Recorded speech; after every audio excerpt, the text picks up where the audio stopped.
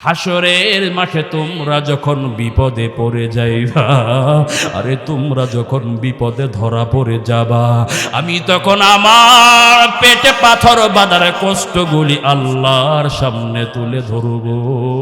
আল্লাহ, আমার চাওয়া দুনিয়াতে চাই নাই, আমার চাওয়া দুনিয়াতে আমি পাই নাই, আমার কষ্টগুলি উম্মতের জন্য জমা রেখে দিয়েছিলাম।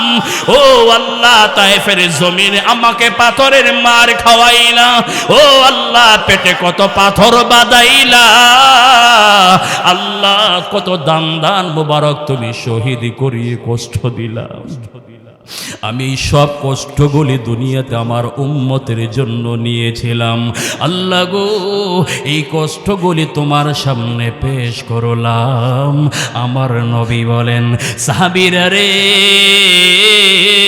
আমি কষ্টগুলি আল্লাহর সামনে পেশ করে করে আমার বিপদগ্রস্ত উম্মতদের ধরে ধরে আল্লাহর জান্নাতে পৌঁছায় দিও।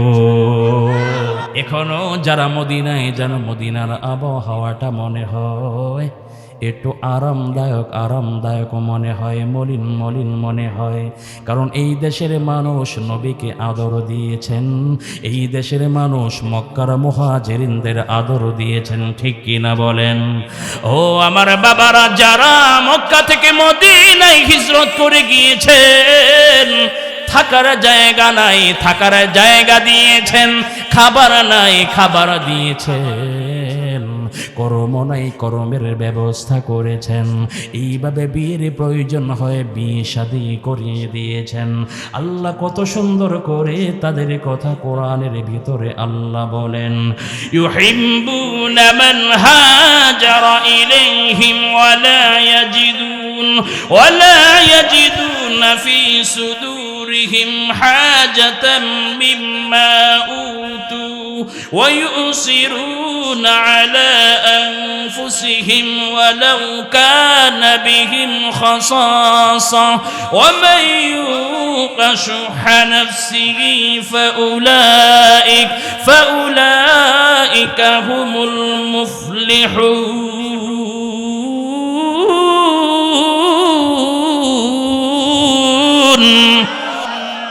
আমার ভাইয়েরা, আল্লাহ বলেন, ইয়া রাসূলুল্লাহ, পৃথিবীর মানুষদেরকে ঘটনা শোনান, দুনিয়ার মানুষেরা শোনো নবীর আনসার সাহাবীদের গুণ কেমন ছিল।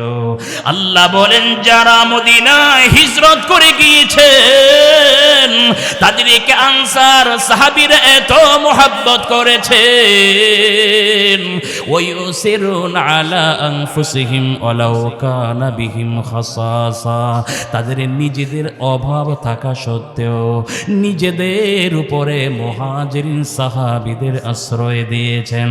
এমন ঘটনা শুনেছেন ও বাবারা, যখন মুহাজিরিন সাহাবীদের মাঝে একজন সাহাবী আল্লাহর নবীকে বলেন, ইয়া রাসূলুল্লাহ, ও দিনের নবী, আমার পেটে ক্ষুধার বড় যন্ত্রণা, আমার বড় কষ্ট হয়, আমি আর সইতে পারি না, আমাকে একটু খাবারের ব্যবস্থা করে দেন। আমার নবী ঘরে পাঠালেন, যাও আরে দেখো তো আমার ঘরে কোনো খাবার আছে কিনা। আল্লাহর নবীর ঘরে যাওয়া হয়, নবীর এক এক স্ত্রীর ঘরে খবর নিয়ে দেখা যায় কারো ঘরে কোনো খাবার নাই। এবার নবী উপস্থিত সাহাবাদের বললেন, ও সাহাবায়ে কেরাম, বলো বলো কেমন আছো, আমার এই ক্ষুধারত সাহাবীকে একটু খাবার দিতে পারবা? আমার ঘরে খাবার থাকলে আমি তাকে খাওয়াতাম। বাবারা রে, রহমতের নবী পেটে কত পাথর বেঁধেছেন, আপনারা ঘটনা শুনেছেন। আমি একটু বুঝাতে চাই, নবী যদি আল্লাহর কাছে চাইতেন, মাবুদ গো আল্লাহ, তুমি আমাকে কষ্ট দিও না। আল্লাহ নবীকে অফার করেছিলেন, যদি চান উহুদ পাহাড়টা স্বর্ণে রূপান্তর করে দেন। আমার দ্বীনের নবী নিতে চায় নাই। কেন নিতে চায় নাই জানেননি? নবী বলেন, মাবুদ, মাবুদ গো, আমি আমার দুনিয়ার জিন্দেগিতে পেটে পাথর বাঁধতে চাই। আমি আমার ক্ষুধার যন্ত্রণা মেনে নিব। উম্মতেরা রে, আমি কষ্ট দুনিয়াতে কেন মেনে নিয়েছি? হাসরের মাঠে তোমরা যখন বিপদে পড়ে যাইবা, আরে তোমরা যখন বিপদে ধরা পড়ে যাবা, আমি তখন আমার পেটে পাথর বাঁধার কষ্টগুলি আল্লাহর সামনে তুলে ধরব। আল্লাহ, আমার চাওয়া দুনিয়াতে চাই নাই, আমার চাওয়া দুনিয়াতে আমি পাই নাই।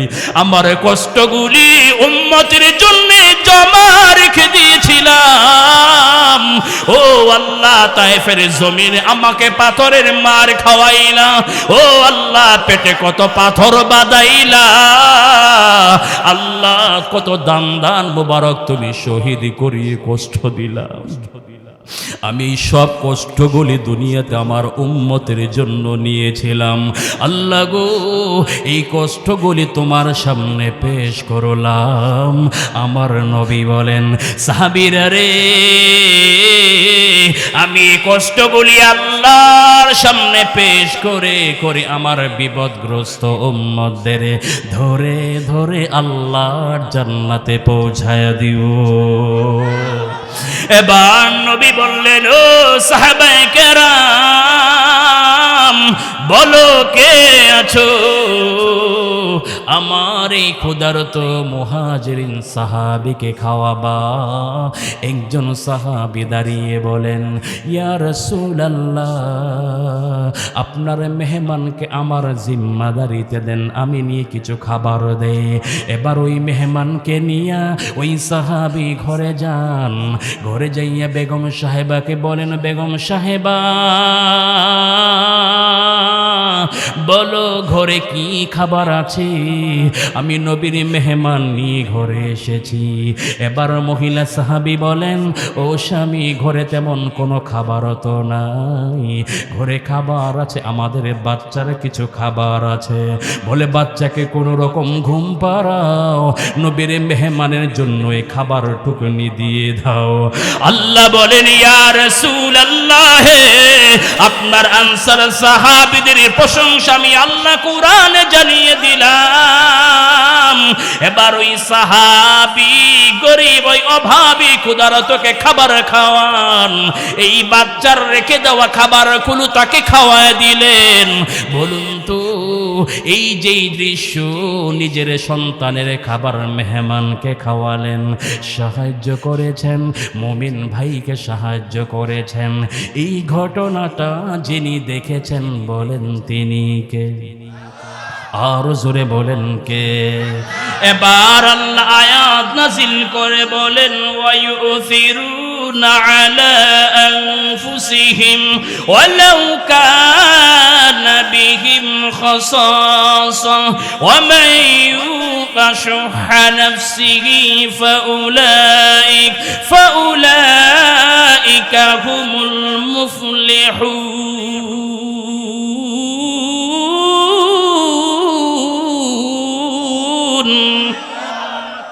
আল্লাহ বলেন, নবী, এই ঘটনাগুলো পৃথিবীর মানুষকে শোনান। ওয়ায়ুসিরুনা আলা আনফুসিহিম, তারা তাদের নিজেদের উপরে প্রাধান্য দেয়। ওয়ালাউ কানা বিহিম খাসাসা, যদিও তাদের অভাব ছিল। সাহাবীর তো নিজেরই খাবার নাই, সন্তানের খাবার নাই, এরপরও মুহাজির সাহাবী গিয়েছে, নবীর মেহমান ক্ষুধার্তকে খাওয়ালেন। আল্লাহ সাহাবী আসছে পরদিন।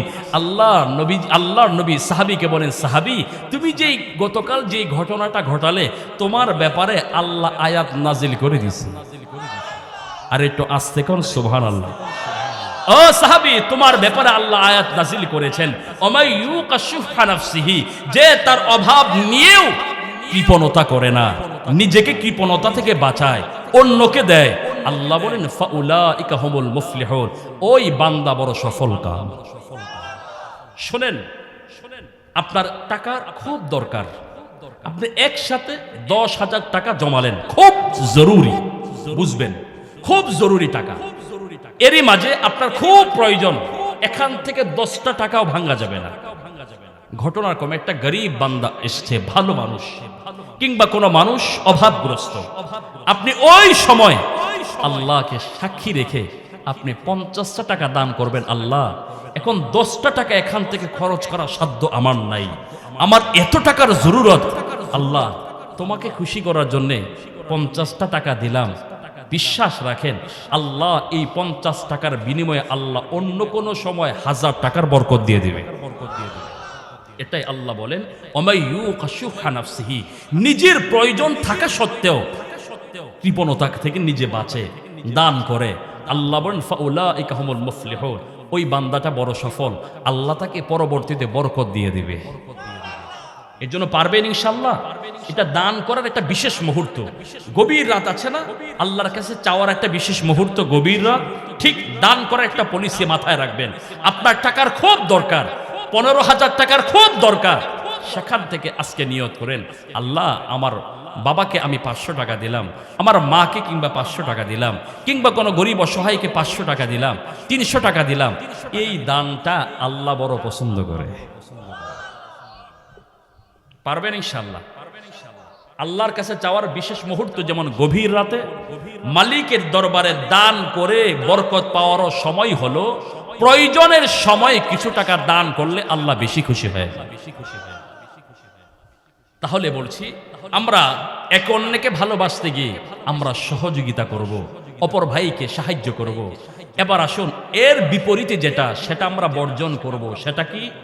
সেটা হলো আমরা কোনো মুমিন ভাইয়ের উপরে জুলুম করব। বলেন কি করব না? জোরে বলেন কি করব না? জুলুম করব না, কোনো জুলুম আমরা করব না। আজকে দেখেন আমাদের সমাজ এক শ্রেণীর মানুষ বড় জালেম হয়ে যাচ্ছে। যেই মানুষগুলি আজ থেকে 5ই আগস্টের আগে মাজলুম ছিল, মাজলুম বুঝেন তো, মানে অত্যাচারের শিকার, ঘরে থাকতে পারে নাই, নিজের বাস্তবিতায় থাকতে পারে নাই, পালিয়ে এদিক সেদিক তারা ছিল, বিভিন্ন ধরনের ঝড় ঝাপটা তাদের উপরে ছিল। এই মানুষগুলো তখন ছিল জালেম নাকি মাজলুম? জোরে বলেন কি ছিল তারা? এই মাজলুম কিছু মানুষ, সবার কথা বলছে না, ওই মাজলুমদের থেকে কিছু মানুষ 5ই আগস্টের আগে যারা জালেম ছিল, আজকে তারা জালেমের কাতারে নাম লিখতেছে। কথা বলেন, এমন মনে হয় আপনাদের এলাকায় নাই? হ্যাঁ, যারা 5ই আগস্টের আগে মাজলুম ছিল, তারা এখন এতদিন তারা জালেমের বিরুদ্ধে কথা বলছে, এখন নিজেরাই জালেম হয়ে যাচ্ছে। সাবধান, মাজলুমের দোয়া আল্লাহ কবুল করেন, জালেমের দোয়া কবুল হয় না, জালেমের উপরে আল্লাহর গজব নাজিল হয়। এখন বুঝে শুনে পা বাড়াবেন, বুঝে শুনে পা বাড়াবেন। আল্লাহ চাইলে অসম্ভবকে সম্ভব করতে পারেন, তিনি কে? বিশ্বাস হয় না? কথা কয় না। গত বছর ওয়াজের সময় কত মানুষ প্রশ্ন করতো আমাকে, হুজুর আর কত বছর আল্লাহ দেখে না? আমি বলতাম, আরে রাখেন, মাত্র কয় বছর হয়েছে। ফেরাউনের সাথে, ফেরাউন যার সাথে টক্কর দিত, উনি ছিলেন আল্লাহর পয়গম্বর মুসা কালিমুল্লাহ। ঠিক না বলেন? মুসা কালিমুল্লাহ নবী হওয়ার পরেও মোটামুটি তো 30 বছর উপরে পার করছে অত্যাচারের সীমা। যেই মুসার চেয়ে তো আমরা এত বড় বুজুর্গ হয়ে যাই না। কথা বলেন না কেন? তো মুসা নবীর সাথে যদি আল্লাহ এত বছর খেলাতে পারেন ফেরাউনকে, একটু ধৈর্য ধরেন না? তখন মানুষের কাছে অসম্ভব মনে হতো। ফেরাউনের ঘটনা, নমরুদের ঘটনা, পৃথিবীর জালেমদের অত্যাচারের ঘটনা শুনলে তাদের কাছে অবাক মনে হতো, আর এগুলো কি সম্ভব? আল্লাহ এমন একটা ঘটনা ঘটাইলেন, আল্লাহ বুঝলেন অসম্ভবকেও যিনি সম্ভব। 2041 সাল যেটা টার্গেট ছিল, আল্লাহ সেটা 2024 সম্ভব করেছেন। তিনি কে? জোরে বলতে হবে কে? তাহলে বলতে চাই, সবাই জালেম না, একই দলে সব মানুষগুলো খারাপ থাকে না। কথা বলেন না কেন? একই দলে মসজিদে নামাজ পড়ে দেখে সবাই একবারে আল্লাহর ওলি না। কথা বলেন না কেন? মসজিদে যারা নামাজ পড়ে সবাইকে আল্লাহর ওলি? হ্যাঁ, ঠিক একটা দলে সবাইকে খারাপ। ভালো মানুষ কষ্ট নিবেন না। যারা অপরাধী, যারা জালেম, তাদেরকে জালেম বলতেই হবে। ঠিক কিনা বলেন? যারা জালেম অপরাধী তাদেরকে অপরাধী বলতেই হবে। আপনিও বলেন সে অপরাধী, তার অপরাধের কারণে তার এই আলিম উলামার ইজ্জতের চাদর ধরে টান দিয়েছে বলেই আল্লাহর আসমান জমিন কেঁপেছে, আল্লাহ ছাড় দেন নাই। আপনাকে স্বীকার করতে হবে। আপনি যদি ভালো মানুষ হন, আপনি দল করেছেন ভিন্ন কথা, কিন্তু অপরাধকে অপরাধ বলা চাই। তো সুতরাং আমি যেটা বুঝাতে চাই যে আল্লাহ অসম্ভবকে সম্ভব করাতে জানেন। আজকে যারা 5ই আগস্টের আগে মাজলুম ছিলেন, জালেমের কাতারে নাম লিখছেন, বুঝে নেন আপনার 5ই আগস্টের আগে যারা ছিলেন তাদের যেই দশা হয়েছিল, আল্লাহ যেই দশা তাদের করেছেন, আপনি যদি জালেমের কাতারে নাম লেখেন আল্লাহ আপনারও একই দশা করে ছাড়বেন। একটু মাথায় রাখবেন। আমরা মাজলুম থাকতে চাই, প্রয়োজনে মাজলুম থাকবো, কিন্তু জালেম মনে থাকবে? বলেন, প্রয়োজনে মাজলুম হব, জালেম। আবার বলেন, প্রয়োজনে মাজলুম হব, জালেম। আল্লাহ আমাদের হেফাজত করে। মাজলুমের দোয়া কবুল হয়। নবীজি বলছেন 3 শ্রেণীর মানুষের দোয়ার মাঝে কোনো পর্দা থাকে না। এর মাঝে এক শ্রেণী হলেন মাজলুম, যারা দোয়া করলে পর্দা থাকে না। এজন্য মাজলুম হয়ে থাকবো, প্রয়োজনে জালেম হব না। আল্লাহ পছন্দ করেন না। শুধু আল্লাহ কেন, পৃথিবীর মানুষ আমাকে পছন্দ করবে না। আল্লাহ আমাদেরকে প্রয়োজনে মাজলুম আল্লাহ বানান। আল্লাহ যেন আমাদেরকে জালেম না বানান। বলে না, রাগ করতেছেন? আসেন, আমরা কারো উপরে জুলুম করবো না, যে কোনো দিক থেকে হতে পারে। এবার আসেন নবী করিম সাল্লাল্লাহু আলাইহি ওয়াসাল্লামের কাছে রাসূলুল্লাহ বলছেন সাহাবীদেরকে, বলেন নবী সাল্লাল্লাহু আলাইহি ওয়াসাল্লাম, উনসুর আখাকা যালিমান আও মাজলুমা। আল্লাহর হাবিব বলেন, সাহাবীরা রে, তুমি তোমার ভাইকে সাহায্য করো, চাই সে জালেম হোক কিংবা মাজলুম হোক। এবার সাহাবীরা বলেন, ইয়া রাসূলুল্লাহ, আমার ভাই মাজলুম, আমি তাকে সাহায্য করব, এটা তো আমাদের মগজে ধরে। যে মানুষটা জালেম তাকে কেমন করে সাহায্য করব? ইয়া রাসূলুল্লাহ, তাকে যদি সাহায্য করি তাহলে তো সে আরো বড় জালেম হবে। এবার আল্লাহর নবী বললেন, এ সাহাবায়ে কেরাম, মাজলুমকে সাহায্য করবা এটা বোঝা সহজ, জালেমকে কেমন করে সাহায্য করবা? আল্লাহর নবী বলেন, জালেমকে তার জুলুম করা থেকে সাহায্য করো, ওই জালেম যেন আর জুলুম করতে না যায়। ও ভাইরা, এই জন্যে আমরা আগে জালেমদের বিরুদ্ধে কথা বলতাম, সমাজের অন্যায়ের বিরুদ্ধে কথা বলতাম। অনেক মানুষ যারা জুলুম করতো তারা আমাদের দেখে সহ্য করতো না। কথা বলেন ঠিক না? আমরা কিন্তু আমার দ্বীনের নবীর আদর্শ মেনেছিলাম। নবী বলেছেন, জালেমদেরকে তোমরা সাহায্য করো। কিভাবে করবে? সে যেন তার জুলুম থেকে নিজেকে বিরত রাখে। ও ভাইরা, কিভাবে বাধা দিবেন? জালেমকে তার জুলুম থেকে যদি বাধা দিতে পারেন, এটা আপনার ঈমানের পরিচয়। আল্লাহর হাবিব বলেন, উম্মতেরা রে, মান রাআ মিনকুম মুনকারান, তোমাদের মাঝে কেউ যদি কোনো অন্যায়, কোনো অত্যাচার দেখে, নবীজি বলেন, ফালিয়ুগাইয়িরহু বিয়াদি। আল্লাহর হাবিব বলেন, আমার সেই উম্মত সেটা যেন তার হাত দিয়ে সেটা প্রতিহত করে। এখন আপনি হাত দিয়ে যেখানে সেখানে হাত ফেলতে পারবেন না। এই জন্যে লাগবে ইসলামী হুকুমত, ইসলামিক রাষ্ট্র কায়েম হলে সেখানে আপনাকে ক্ষমতা দেয়া হবে। ও ভাইরা, নবী বলেন, ফাইল্লাম ইয়াস্তাতি ফাবিলিসানি, হে উম্মতেরা, যদি তোমার হাত দিয়ে সম্ভব না হয় তাহলে তোমার জবান দিয়ে সেটাকে ঘৃণা করো, এটার বিরুদ্ধে কথা বলো, জুলুমের বিরুদ্ধে কথা বলো। আল্লাহর হাবিব বলেন, সাহাবীরা রে, ফাইল্লাম ইয়াস্তাতি ফাবিকলবিহি, এরপরও যদি তুমি না পারো করো। ও উম্মতেরা ফাবি কলবিহি, আল্লাহর নবী বলেন তোমার অন্তর দিয়ে ঘৃণা করো। কোন জুলুম অন্যায় দেখলে অন্তর দিয়ে ঘৃণা করো। ওয়াযালিকা আদআফুল ঈমান, নবীজি বলেন এটাই হলো ঈমানের দুর্বলতম স্তর। ও ভাইরা, তাহলে আমরা মাজলুমকে যেমন সাহায্য করব, জালেমের জুলুম দেখলে তারা প্রতিবাদ করেও তাকে সাহায্য করব। ঠিক কিনা বলেন? সমাজে অন্যায় হলে তার প্রতিবাদ করাও জালেমকে সাহায্য করা, যে জালেম যেন জুলুম করতে না পারে, সেজন্য এই অপরাধ থেকে নিজেকে বাঁচাতে পারে। এই জন্য প্রতিবাদ করা এটাও আমাদের রাসূলুল্লাহ পদ্ধতি শিখিয়েছেন। আমরা জুলুম অত্যাচারের প্রতিবাদ করা এটা আমাদের ঈমানি দায়িত্ব। ঠিক কিনা বলেন? তাহলে আসেন, কি বললাম, আমাদের পারস্পরিক সম্প্রীতি ভালোবাসার জন্য প্রথম পয়েন্ট হলো একে অন্যকে ভালোবাসবো। এর নেগেটিভ সাইড হলো আমরা কোনো ধরনের ভাইকে হীন করব না, অপমান করব না, লাঞ্ছিত করব না, তার কুৎসারটনা করব না, তার এভাবে ব্যঙ্গ নাম নিয়ে তাকে ডাকবো না, এভাবে তাকে বিভিন্ন ধরনের যেভাবে হেনস্থ করা হয় আমরা এগুলো করব না। নাম্বার 2 পয়েন্ট হলো এইভাবে আমরা একে অন্যকে সাহায্য করব। এর বিপরীত নেগেটিভ সাইড হলো আমরা কোনো মুমিন ভাইয়ের উপরে জুলুম করব